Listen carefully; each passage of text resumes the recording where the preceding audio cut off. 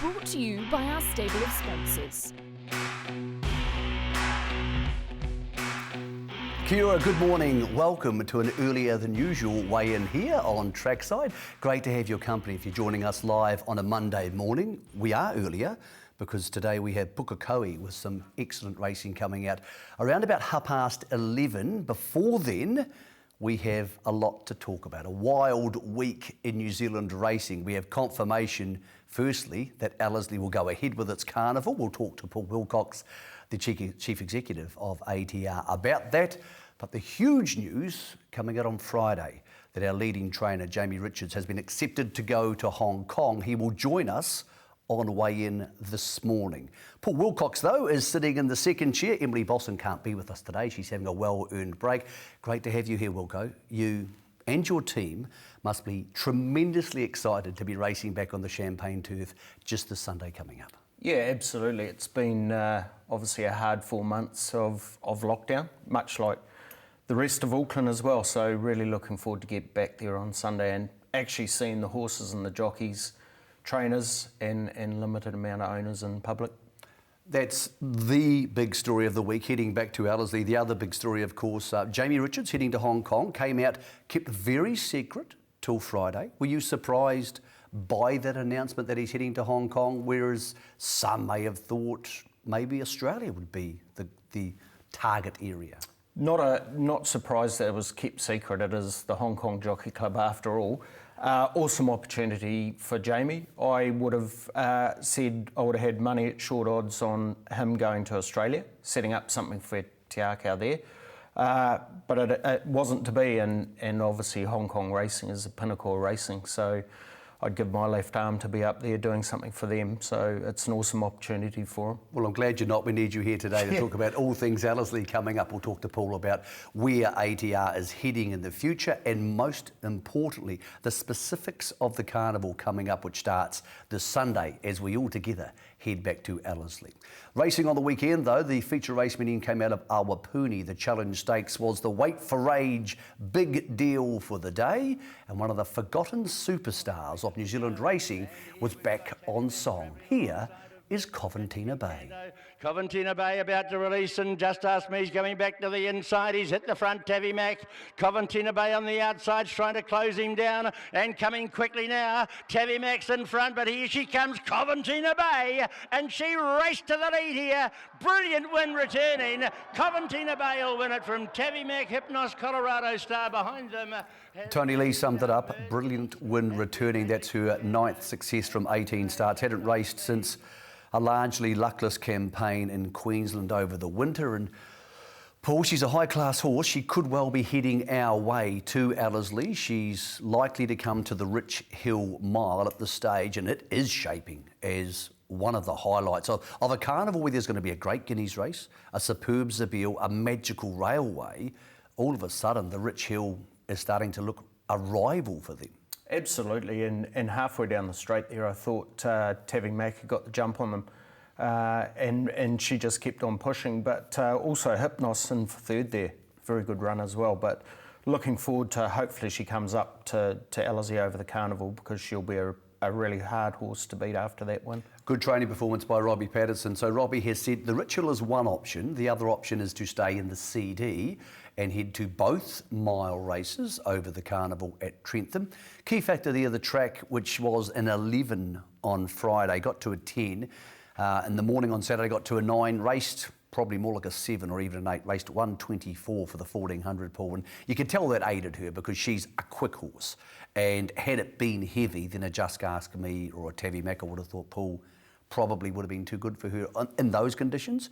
Once it came back to a 1:24 time, her speed was the major weapon in the race. Absolutely, and looking at the forecast for Boxing Day and also New Year's Day, it's definitely not going to be a slow or heavy track. So you've just seen what she can do on the better ground, and that's what's going to be shown at Ellerslie on Boxing Day. If she does make it to the Rich Hill, waiting for her will be Dragon Leap, of course, that nearly unbeaten Gold Watch and Show of Roses. So it's going to be an epic race on an epic day, New Year's Day the official relaunch of Ellerslie with crowds. We'll get to that a little bit later on.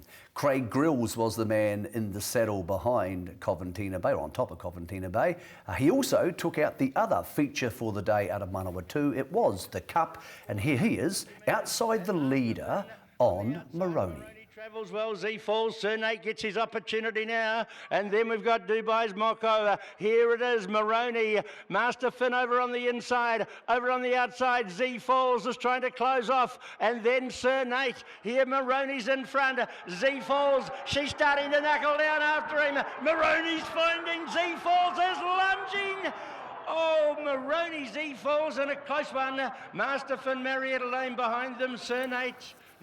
Well done to Grillsy, feature race double for the day. Just one for Murray Baker and Andrew Forsman. Good, consistent horses, barely gone a bad race in its life. Ran third in the Easter last year, and then Paul was involved in a horrific smash at Te Rapa, the sort of crash that could have dented a horse's confidence, but he must be a horse who wants to be there because he's come back this season even better. Yeah, absolutely, and you see from there the fighting qualities, and I think that just shows from the smash at Te Rapa, but it would have been interesting to be at the Gap on Sunday morning between Marshy and Andrew having a chat about that, because I thought Z-Falls had got up on the line, but clearly didn't. But that is a promising Cup horse in the making. Well, I actually thought they may be heading your way for the City of Auckland Cup, but Andrew Forsman confirming to weigh in this morning. The horse is going to have a spell and come back in autumn, where there's an array of cups around that sort of $50,000 to $100,000 mark, including, of course, the Hawke's Bay Cup. Wouldn't be surprised, Paul, if this time next year he's favourite for some of the cups, the Waikato Cups and the City of Auckland Cups. Maybe the question for him, though, is how quickly he's going to get up in the ratings and therefore the weights. Yeah, absolutely. It's disappointing that he's not going to be there over the period coming up for City of Auckland Cup, but when you've got trainers like Andrew Forsman and Murray Baker, they know how to prepare a horse and get them ready, so I'll err on their knowledge there. Second win in a week for Moroni, and a good, strong performance, as Paul said.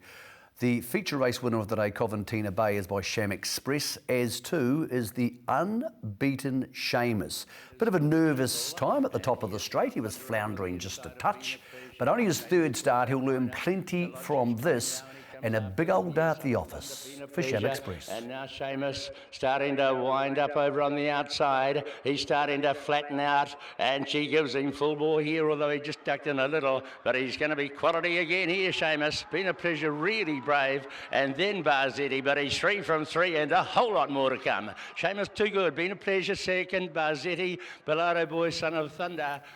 Alan Sharrock sure can get them to win races in a row. He did it with Tavi Mack, he's done it with plenty in the past, and Seamus now, Paul, unbeaten in 3. Very hard to work out the form for this race. I suppose we'll learn more over the summer, but 3 out of 3 doesn't happen very often. No, not at all, and I think you've got to give credit to Hazel Chauffeur, how she's been riding at the minute, and you just see when he was turning into the straight there, he's a little bit unbalanced, but once she balanced him up, just took off, and rightfully, like you said, Shamus Award's had a huge weekend, so Windsor Park Stud must be delighted. Yeah, thrilled for them, the Sham Express. They've had 2 big promising wins there in the space of 2 hours there at Awapuni, so good luck to you guys and girls down there. Nice little Christmas present for you. Another stallion who is flying is Tavachi, and we probably didn't expect him to fly with his 2-year-old fillies, but here's one of them in Kana. Winning debut out of Awapuni. This comes a week after Wolverine won at Group 2 level at Te Rapa. You're looking for the horse on the outside in the yellow colours. Very, very strong to the line, and yes, she is Karaka Million eligible. Come out and after them, and then Varanor, here's Kana starting to let down now, goes after Nicholas. Chavot's kicking again on the inside, but the first favourite's home, and Kana goes on to beat Chavot, Nicholas, Varanor, and Twitchy Squirrel was the next of them in. She was a filly who had the early part of a ready-to-run preparation. They decided to keep her because they liked her so much, and Wilco, I would suggest they've made a good decision here, because the Karaka Million this year, a couple of the early star 2-year-old winners have been Australian bred, and therefore we're starting to look for horses to win that race. Wolverine is clearly now the favourite, but this filly has enormous ability, $1,700 or $17,000 in the bank already, so she's guaranteed her spot more or less. It's one of the classic rags to riches stories, isn't it? She had a modest reserve of 20,000, didn't make that, and then Peter Diddams got given the horse and he syndicated out with some of his good mates, and there's some firepower in that ownership group. But interesting. Like you've got Wolverine at the top and then now Kana coming into the mix as well. It's going to be a beauty. So here is the market for the Karaka Million, which is now 5 weeks away, January the 22nd. So Wolverine's the favourite. We saw her last week, as I said. Like Kana, she's by Tavachi. So well done to Mark and the crew at Waikato Stud, because those 2-year-old winners, incredibly valuable for a horse who is more of a 3-year-old himself, and we have a fair bit of time between now and the sales in March, so this all enormously helps. The second horse you see in the market there, Time Flies. If you're watching this live with us on Monday morning, races in race 2 today out of Pukekohe, the meeting which was delayed from last Wednesday. He's a horse, Paul, who has a massive reputation. They do like him. They must like him because he's $7.50 in the market for the Karaka Million, and as of Monday morning, hasn't been seen in a race yet. And that's the interesting thing at this time of year. It's all those 2-year-olds starting to come out, particularly the ones that are Karaka Million nominated, which starts getting the blood pumping for what's going to happen in late January there. But you're just talking before, Waikato Stud, I mean, they just keep punching them out. Their stallions are on fire at the minute, and it's wonderful to see that it's not solely reliant on Southerville. We're actually starting to see some of the young guns, Tavachi, and you've got Ocean Park and so forth coming through now. It's wonderful to see for our industry that there's a variety of stallions. Is it too early to have any real thoughts about the Karaka Million, or is Wolverine a clear and dominant favourite in your mind? Because she was very, very good last week, but I think it's a later developing crop, with that caveat that some of those Australian or bred horses obviously aren't eligible. Never too early, but Jamie Richards, look at him last year, he didn't start bringing out his firepower till later into the summer. And to be fair, it's those ones that'll go around Ellerslie, have a zip around Ellerslie first. Those are the ones, if they win a race at Ellerslie, you'll then ahead of the pack there. Yeah, it's crucial time coming up, of course. 2 days of the Carnival, we'll speak to Paul about shortly, but also racing in early January. Horses tend to need a race at Ellerslie to win a Karaka Million, so expect to see plenty of those horses heading north. We're going to come north ourselves a little bit. Te Rapa has been an incredible workhorse for the industry over the last 3 or 4 months, taking up so much of the slack from other tracks. They raced again on Saturday. Feature race there was the mile. It was taken out by the Buzz. Close finish for Moira and Kieran Murdoch, and Jasmine Fawcett getting the job done here on the well-travelled and probably underrated the Buzz. Sherwood Forest looming up out wide here. Now taking the leaders, the Buzz from Aotea Lad, battling away on the inside, Bari, and behind these then we've got Paisley Park, and Germanicus is arriving late. It's Aotea Lad kicking on the inside of the Buzz as they go to the line. Oh, gee, that's close.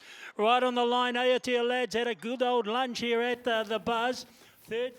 Heads up, heads down, the Buzz gets the job done, of course, comes out of the Livermole, so has been racing at a very high level. Last season, raced predominantly in the feature end of the season over the longer trips. So, put on by a good mate of yours, and Doug Alderslade, of course, who's the boss there at Ellerslie. And look, it's great to see Doug getting something back. He loves racing his horses, but he, like yourself, Paul, have had a massive last couple of years stringing together this ATR deal. It's worked. It's promising. Doug's one of those guys who any success for him is well earned. Oh, absolutely. And the Buzz, he's a hell of a horse. He's a big lug of a horse, and Jasmine's ridden that absolutely perfectly. And to take out Aotea Lad on the line, boy, I was shouting at home, I tell you, from the couch. Obviously a horse who's got plenty of options, can win in a mile, can race up to 1.5 miles. So the Buzz with lots of potential races to target over the summer. Beaten there was Aotea Lad into second, trained by Jamie Richards, but Jamie had a slightly bigger win on Friday. The announcement coming out of the Hong Kong Jockey Club and of course Te Akau that Jamie will head to Hong Kong to train there next season. Mark Walker is coming back from Singapore, a champion trainer in his own right, to take the reins here at Te Akau. The Te Akau horses in Singapore will be trained by another champion in Donna Logan, so they have lots of human firepower. Jamie joins us now. Jamie, congratulations. It's a very rare honour to be invited to train in Hong Kong. Were you surprised when you got the final call to confirm the invitation? Hey boys, yeah, I guess a bit surprised. It had been a sort of a pretty long, exhausted sort of process, so we knew as we got a little bit closer towards the end of proceedings that we were, getting to the pointy end of it, and in with a good chance. And yeah, thankfully we got the nod, and can't thank the licensing committee and the Hong Kong Jockey Club enough for the opportunity that they made available to me, and certainly a challenge that we're looking forward to. Jamie, I'm sure it's a robust process, of course, because so many trainers want to go there. What sort of questions do you need to ask? Are they about your background? Are they about your intentions for the future? How in depth is this very extended job interview? Yeah, well, we've sort of been going through the process. I think I had my first phone call in about June. So it's been in the works for a long time. But you sort of get your CV up there, and then your record of training, and then there's some sort of like aptitude tests and personality and characteristics and all of those sorts of things. And then we had a couple of Zooms and a Zoom with the big boss Winifred, and then just sort of been dealing with Kim Kelly, the chief steward up there, Mr. Kelly. So no, it's been as you say, an exhausted process, but something that really pleased with the way that's all gone. Congratulations, mate, on behalf of everybody in the industry. Paul was saying earlier that I'm sure plenty of people thought you may have intentions to go to Sydney and set up in another of the great cauldrons of world racing. What was the final decision behind going to Hong Kong based on?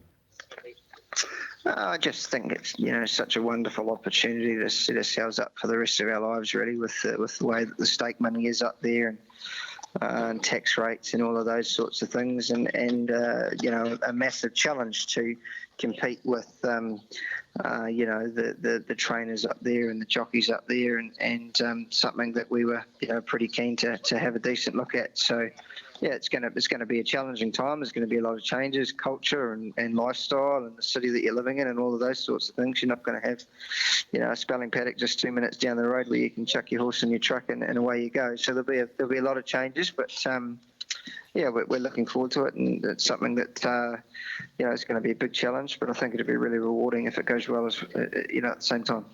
Hey Jamie, it's Paul here. Look, for our viewers at home, tell us how it all works. Do you take horses up there? Are you given horses? How do you start building your stable once you arrive there? So it's completely different to here. Every horse that is raced in Hong Kong is bought through a permit or imported through a permit that is allocated by the Jockey Club to their members. So you have to be a member of the Hong Kong Jockey Club to be allocated a permit to race a horse, and then those owners or that member then have to find a horse, whether it be a PP, which is a raced horse, or a PPG, which is an unraced horse. So yeah, it's going to be a lot different to New Zealand. We won't be able to take any Te Akau owners or Brendan Lindsay or Mark Shiddock or anybody like that, Sir Peter Vella, whoever it may be. We'll all be training for Chinese clients, and I guess in the short term there'll be a lot of transfers that come through from other stables, horses that probably aren't of great quality, but then it'll be about getting the fresh horses up there, getting the new horses, and hopefully we can find some clients who want to spend some decent money and try and get some good quality horses. Now tell me, this year the sales for New Zealand Bloodstock Karaka sales moved back to March. When you're walking around looking at those horses, are you walking around with DC looking at the horses for Te Akau, or are we looking at them for Jamie Richards to go up to Hong Kong? Oh, no, I think we'll still work closely together. It'll be a mixture of both. Involved in the team there with the yearlings for Mark and New Zealand, but we'll also be keeping a close eye on colts and horses that might suit Hong Kong. I'm sure that hopefully we'll have some orders by then, and we'll certainly be remaining a pretty tight knit team. Just because I won't be training in New Zealand, I'll still have a connection with Te Ake. We've become great friends, and we'll still keep in close contact. No doubt about that. Jamie, you mentioned the fact, of course, that all Hong Kong horses need to be raced by permit owners in Hong Kong. Are any of Te Ake's present owners also permit holders in Hong Kong, so there could at least be an instantaneous connection? Or are any of your other stable clients already permit holders in Hong Kong? Yeah, there's some. A couple of guys that live up there, a guy that lives in Singapore, and a couple of the Chinese guys that live in Hong Kong have their own permits. So that we're going to have sort of some horses when we get up there, but it'll be about getting the new guys and meeting those clients' friends, and sort of doing a bit of liaising and dinners and lunches, and I think that will all be a pretty important part of it, of course, along with the results, which, you sort of become popular if you're winning, and if you're not popular, I guess you're pretty much seen as unlucky. So you've just got to roll with the punches and do your best, and I think having a bit of success early on would be a massive help. Jamie, it is results-based, obviously, in Hong Kong, not just on popularity, but actually keeping your licence. How long are you guaranteed a licence for? What grace period is there before you start hitting winning targets? To be honest, I'm not entirely sure of that. I know that there's a quota of about 13 wins that you have to reach, and I think you get sort of 3 warnings if you're not able to do that. So that's something that obviously we'll be watching very, very closely. But hopefully that's something that we don't have to worry about too much. We just can enjoy training some nice horses and hopefully winning some big races. We've trained a number of top quality horses here in New Zealand, and hopefully we can do the same up there. Did you consider an option of heading, for example, to Sydney? Sydney's also a very big racing centre, and it would have been easier to take some Te Ake horses, have their backing, have maybe the backing of a Brendan Lindsay. Did you consider that as an option before Hong Kong came up? It was certainly something that we were looking at very closely, and Brendan and Joe and Henry were trying to buy properties in Sydney, and unfortunately missed out. And then, basically because of the COVID pandemic, it makes it impossible to travel both, across the Tasman and further afield without some sort of restrictions. So, it was something that we were looking at closely, but pretty untimely with the pandemic that it pretty much shut down the world. So we've been pretty much stuck in New Zealand. Jamie, it's a big move from a South Island boy to someone who now, as you said, is just down the road from the farm and living in that very green environment into the city environment, in a very busy city that Hong Kong is. Once all the hype had stopped and you had this decision to make, what was it like in your own time to think, do I, Jamie Richards, want to live in Hong Kong? What was that process like in your mind?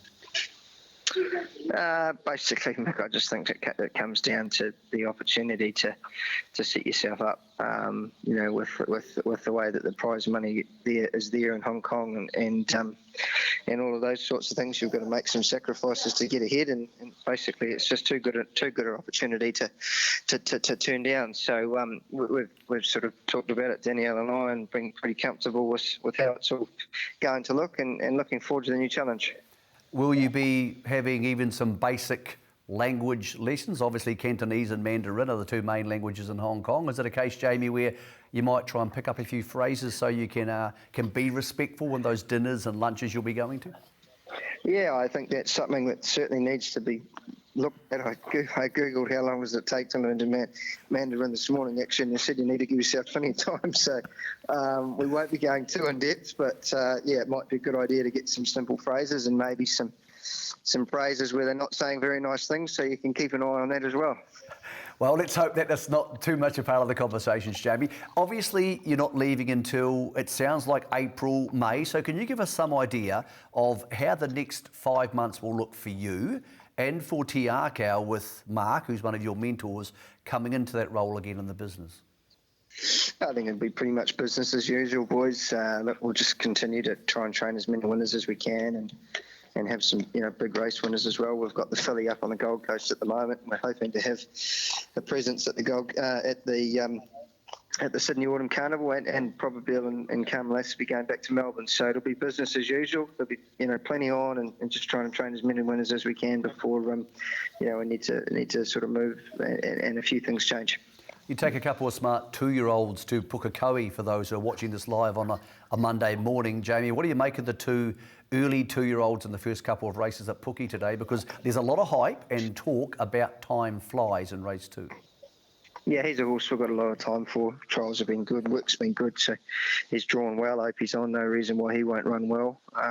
We like Bolano and we like Fellini as well. So, we've got 4 2-year-olds in there. Those 3 that I've spoken about have drawn well. French Rose, unfortunately, has drawn a bit wide. But, she's a filly that we've got a bit of time for as well. So, hopefully those horses can all run well. Track's got back nicely. I think, it certainly made the right decision there to push back. And the fields haven't been decimated by scratching, so it should be a good day of wagering for everybody concerned. In a stable of stars, Jamie, not many are faster than Entre Villiers. What did you make of her trial last Monday? And is she where she needs to be for the Sistema Railway on New Year's Day? Yep, she is happy with her trial. Just having a quick look at her and trot up. Here now, actually, she looks good. She'll have a little exhibition gallop between races on Thursday and then full noise on towards New Year's Day. So everything's going according to plan with her.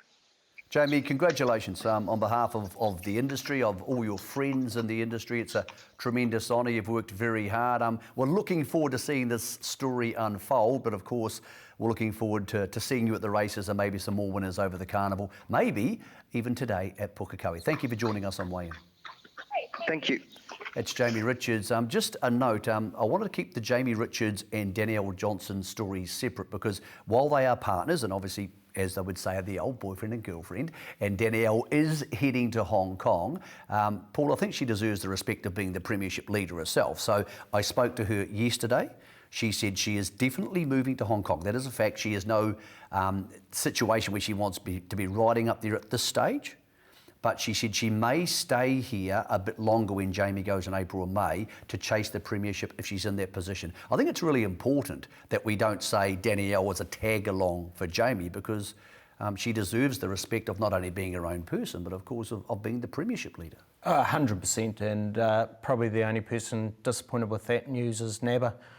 He'd be quite happy to see Danielle go, but no, look, she's a serious jockey. She's won the premiership. She didn't just win it, she won it by leaps and bounds. So you've got to give her the respect to make the decision on her own time. And look, the longer we can keep her here riding in New Zealand, the better for us, because she is a top quality jockey. But having won the premiership, I'm sure it shall open some doors up in Hong Kong. And the fact that she's a female rider as well will actually aid her in getting potentially a special licence to be able to ride for a short period of time up there. Yeah, so Danielle, as I said, spoke to her yesterday. She is going to stay and ride in New Zealand until Jamie goes. If she is leading the premiership or thinks she can win the premiership or has good rides, may stay on until the end of the season. Then she is definitely leaving to join Jamie. Whether she chooses to ask if she can ride in Hong Kong, she will decide at that time. So I just want to keep those two things separate because they're two separate people, even though they are a couple. By the way, she leads the premiership by 1 over Michael McNabb. We'll hear from him shortly in segment 2 with Craig Grills in rare form and Lisa Allpress breathing down their neck. We have a really good contest for that premiership.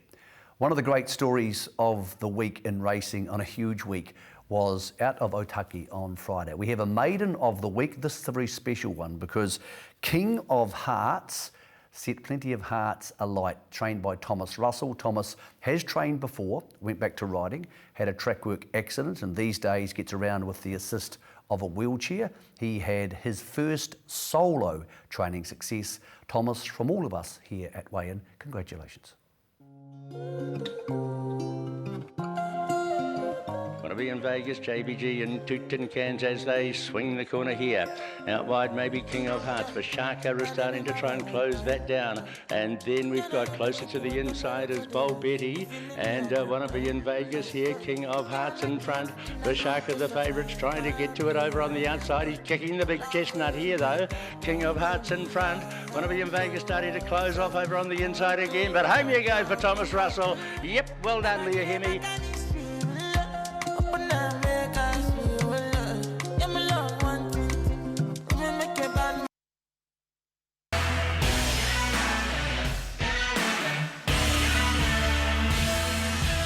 Today's weigh-in is brought to you by our stable of sponsors. Welcome back. I've been waiting a long time to say this. We are heading to Ellerslie this week to go to the races. It feels like about 5 years. It's only been 6 months since we were last there, Paul. It must be almost like the end of a nightmare for you. I know COVID's had far bigger repercussions to people on earth than missing a few race meetings, but when you put your heart and soul into a place like Ellerslie, as you and Craig Baker and your team do, to have no racing for a long time, it lacks a bit of purpose, doesn't it? Yeah, absolutely. And for us, it's been pretty heartbreaking to go in there each day and sit in the office and a lot of the times be one of only two at Ellerslie, which was upsetting at times, and then particularly when the races that were meant to be held at Ellerslie were going off to other venues, Te Rapa and Te Aroha and Matamata, so forth. That was doubly sort of punch in the guts, but particularly we'd obviously increased the stakes as well by an extra $1 million, so $2 million in total.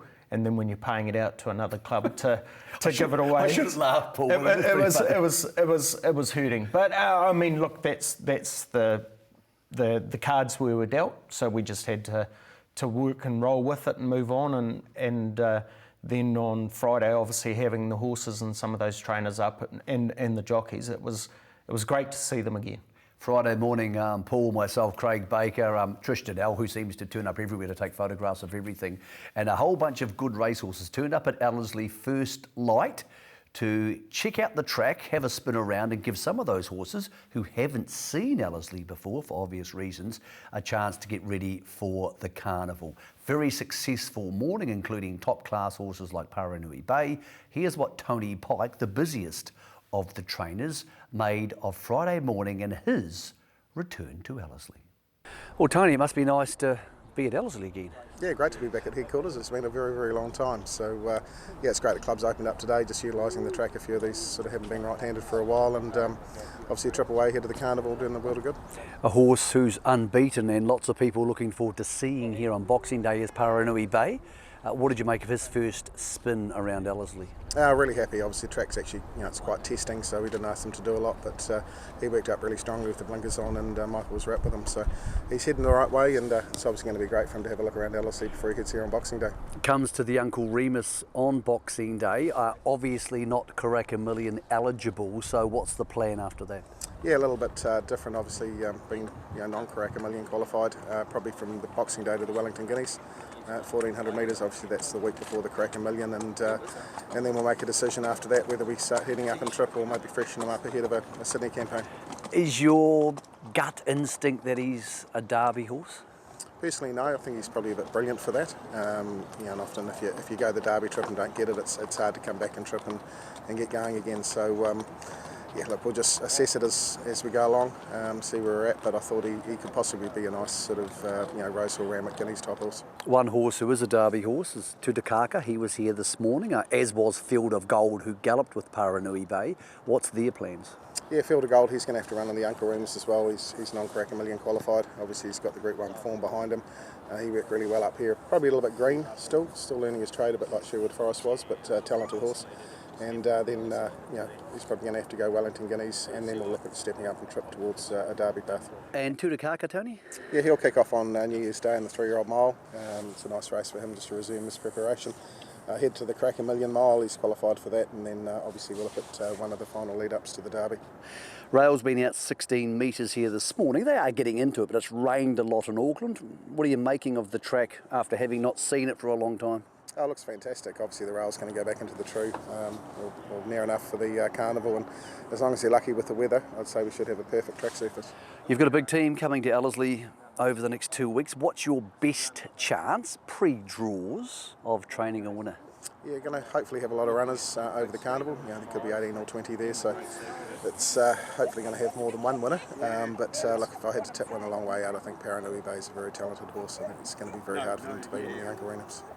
Tony Pike has some real firepower to work with, Paul. Obviously, great trainer to have around, very articulate, has a lot of 3-year-olds, and that was my first look at Paranui Bay because I've been locked up in Auckland. He's a bit of a meat. He's a very solid, athletic-looking horse. Oh, beautiful and lovely action, and when he went around, you could just see that he's right at the top of his game.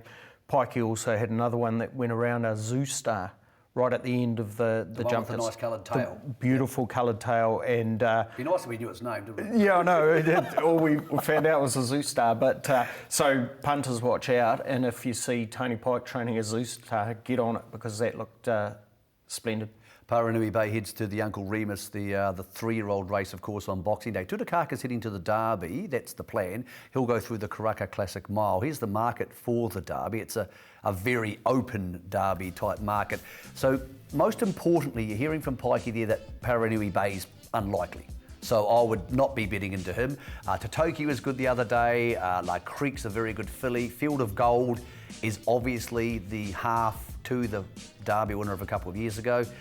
Any thoughts around this, Paul? Because there's lots of good things in play here. I wouldn't take on the Bubbles seriously as a Derby contender, so probably the 2 and the 13 come out for my mind. But if the Derby field looked like the rest of that, which it won't, but if it did, that'd be pretty good. Quality field, and look, you can't take anything away.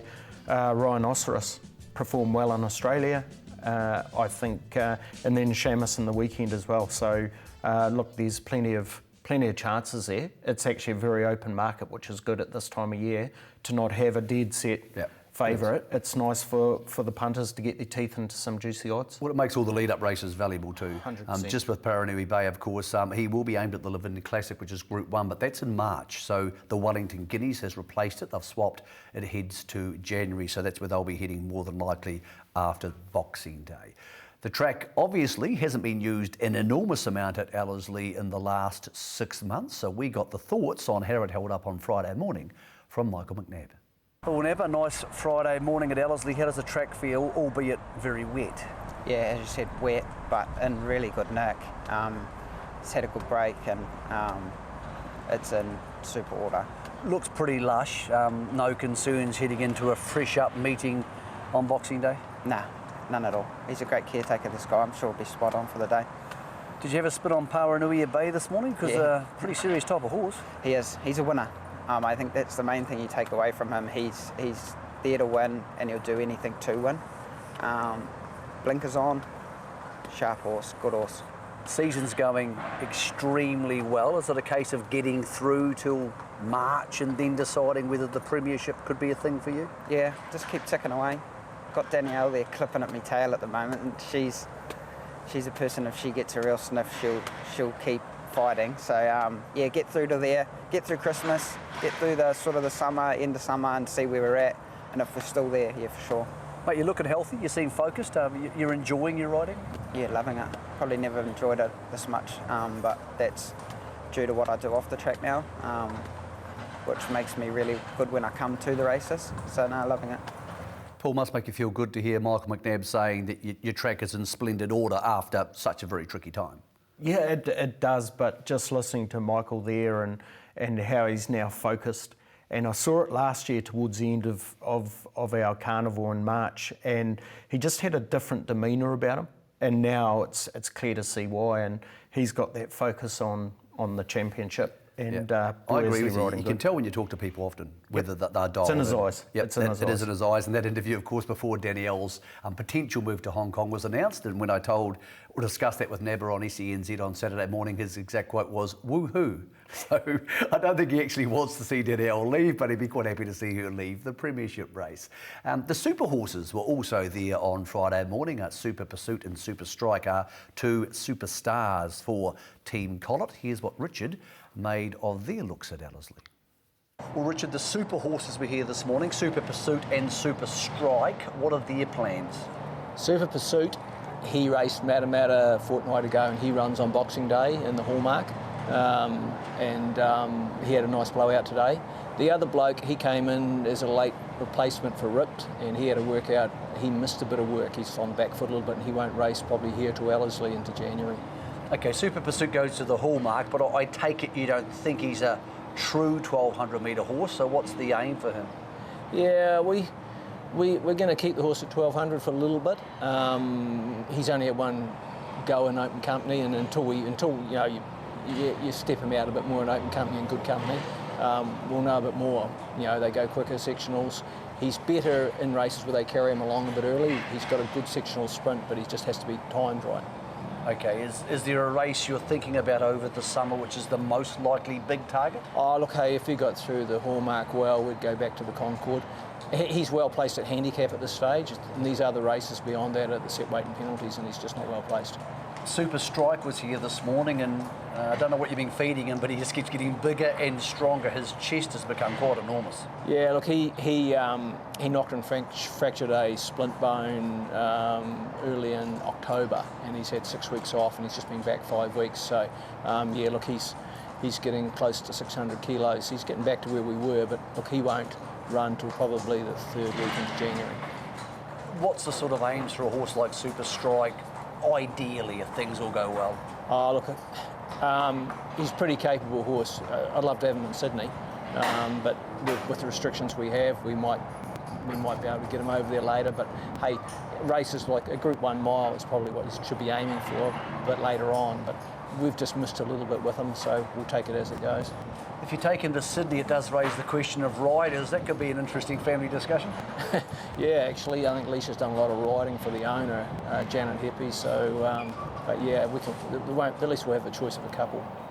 They sure do. The Collets doing themselves proud in Australia. Jason and Alicia both riding winners at the Metros on Saturday, and cousin Sam doing the same thing in Brisbane. So it's a shame to see so many great New Zealand riders over there, but it makes you proud when they're doing so well, Paul. Oh, hell yeah, and I guess it just shows also that our quality of our jockeys are right up there to Sydney Metro class, which is awesome to see. It means that we've got the quality here. It's just unfortunate that we can't keep them here and they keep on disappearing. And then now the news with Jamie going up to Hong Kong and Danielle potentially going as well. It's another top jockey that's disappearing. Still, there are some talent coming through, and we've got very strong at the moment with Opie back, Leith is back, Vinny's back now from suspension. We've got most of our senior jockeys are now coming through, and plenty of others, of course. We've got a strong core for this carnival coming up. 100%, and I can't wait to see Hazel come up and ride around Ellerslie as well. Give her a taste of the real big time. She's riding brilliantly. So the quality's there, and then also in behind them, the young apprentices coming through as well. Wiramu's been riding well before he got suspended, but it's good to see. And obviously, it's one thing we can do in New Zealand is produce good horses and produce good jockeys. So. Just on Wiramu Pin, obviously Luke Radich was on the show last week. Great to have him talking about the Wiramu Pin situation. Wiramu on appeal had his suspension reduced by 1 month. So well done to him. He'll learn from that experience. And well done to Luke for shining a light on it. That's what shows like Weigh-In are all about. It's also about showing you some winners. And yesterday we had the Tapanui Cup down there in the south. As we head to a break, let's check out who took it out. Though, and Blaze has been working hard, 3 wide, right on them, it's so easy, P&D, Jim's Gift and Ring-a-Ding-Ding, flat to the boards, on the turn, and Finbar moved up and put the head in front, Tap and Go trying to kick back, and then out of the centre we've got It's So Easy, who's emerging and coming with a really good run. It's So Easy ranged up to Tap and Go, then Finbar, late on the scene, Jim's Gift, but It's So Easy, first up will take the cup. Brilliant performance, It's So Easy has won it.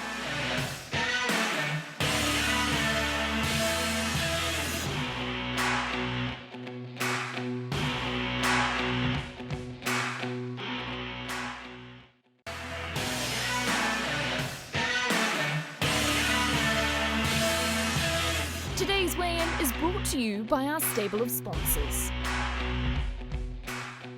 She starts to make her move, coming up 3 and 4 wide at the home turn. On straightening, Balmorris led for home. Led the way from Kibosh, who emerged to second. Then Sergeant Silver. Gypsy Goddess coming up to them, cruising up to them, in fact. Bill Pony can't go on. He hoisted the white flag. Then Ironic Miss and Star Twinkle. But Gypsy Goddess now put pay to Balmorris. Kibosh trying to hang on for third. Then Ironic Miss. But Gypsy Goddess, the long odds-on favourite, keeps her unbeaten record intact. And it's a great dress rehearsal for an Oaks campaign next year. A very easy winner. Gypsy Goddess by 4 from Balmorris. 4 away, Ironic Miss, I think. All young stallions need a flagship horse, and maybe Tarzino has found his Gypsy Goddess unbeaten. Bred by Chris Lawler.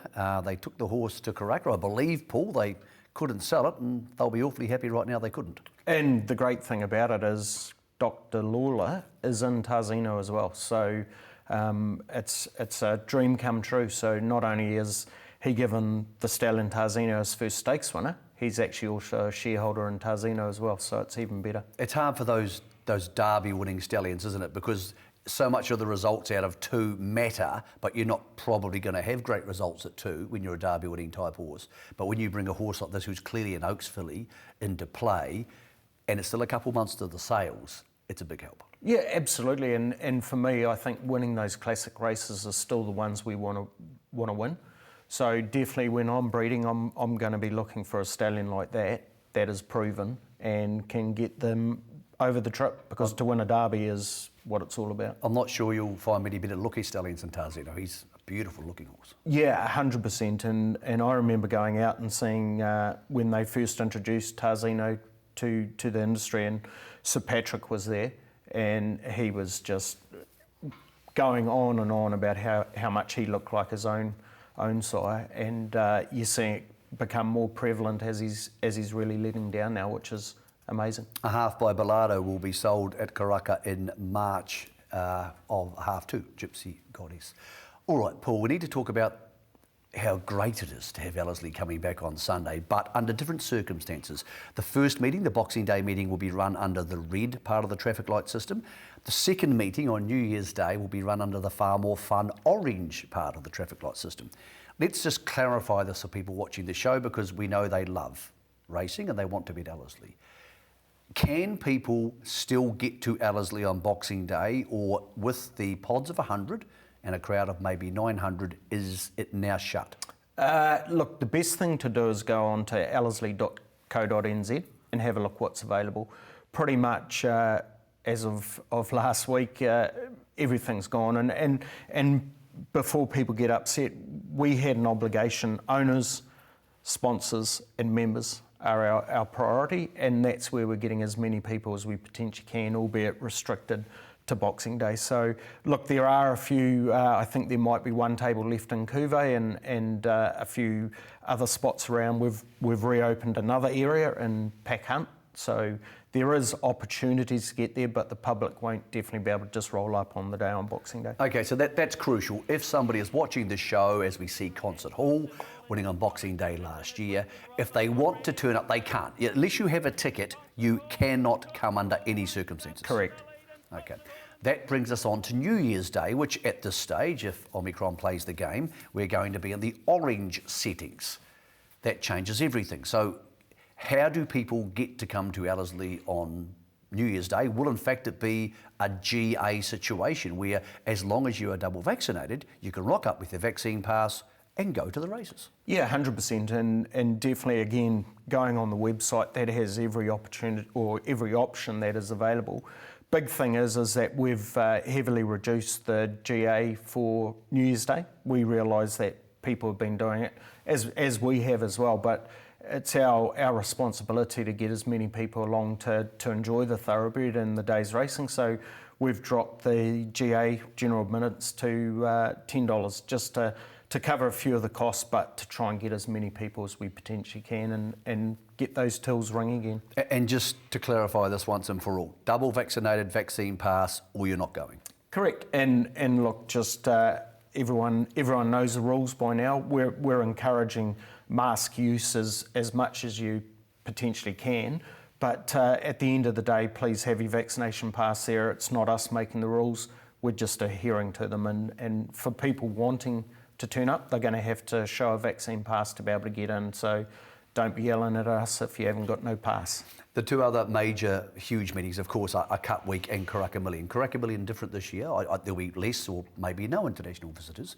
So will that meeting still be, even though it's not backing into the sales, is it basically just going to be a normal Karaka Million, or do you tone it down a bit? Or, in fact, do you turn it up a bit? No, it'll be still a good old go on Karaka Million night. It's the meeting that everyone's now waiting for, and 6 races starts sort of late afternoon, early evening, and the quality of racing is fantastic. So we're going all out again, and restrictions pending. We want to have a big old crowd there on Karaka Million night in late January. You are working with New Zealand Bloodstock. Obviously, they have 6 days of sales, which have now moved to March, to fit those in around Cup Week, which is great. It's going to add another dimension to Cup Week. Because of that, the Auckland Cup goes to the Sunday. Do you see there's an opportunity to try something different? Do you see it as lessening the day? What are your views on a Sunday Auckland Cup? Look, it was a very easy decision to make when Andrew first approached us about the changing of the dates for the sales starting. I get it. I understand that we want as many people, particularly the Australians, to be able to get there. How it was sitting, it wasn't allowing them to get there on the Saturday because there's some pretty important lead-in races for the Golden Slipper coming up, and it's a full-time group race day in Australia. So pushing it out a day starting on the Monday, allows them to get in on the Sunday, allows them to go around and look at a lot of those shortlists that have been compiled for them. And then obviously it also makes our Derby Day, which could have been affected because we would have had trainers wanting to be at Karaka, also wanting to be at Ellerslie as well. So giving it that extra day means they can focus on Derby Day, as well as then moving into the Barfoot and Thompson Auckland Cup on the Sunday. Paul, Auckland Thoroughbred Racing has been formed. One of the key components of building a war chest of money heading forward is utilising the hill. Where does, and I know it's commercially sensitive, but at this stage, where does the potential sale of the hill stand? Look, we've signed a sale and purchase agreement with what was the preferred bidder. So that whole process, we've done the whole thing over video. We haven't actually met them face to face yet, which has been a challenge for a considerable sum of money and a large block of land as well. But progressing very well. Yes, there are some things that is commercially sensitive. We will make the announcement when we can. We're not trying to be difficult or cloaks and daggers or any secrecy. Once we make the announcement, it'll all make sense because there's a lot of things to still happen in the background, and we want to give it the best opportunity for the buyer to have a successful outcome. And when we get the ability to let people know what it is, we definitely will. Thank you, mate. I'm looking forward to being there Boxing Day. More of us are looking forward to being there on New Year's Day. Likewise, thank you. Merry Christmas to you and the Wilcox family. Of course, Emily couldn't be here today. Merry Christmas to her, to Opie and to Max. And to you, our viewers. I know it's been a testing time with weigh-in and Zooms and all sorts of stuff, but we're going to pump it up over the Carnival coming up at Ellerslie. We'll have people on track there. And we'll be back on next Monday to review it the day after the Carnival. Thank you for joining us through the first part of the season. It's about to become a lot more fun. We are returning to our spiritual home. For now, though, from the team at Weigh-In and from the team from Ellerslie, we wish you a Merry Christmas.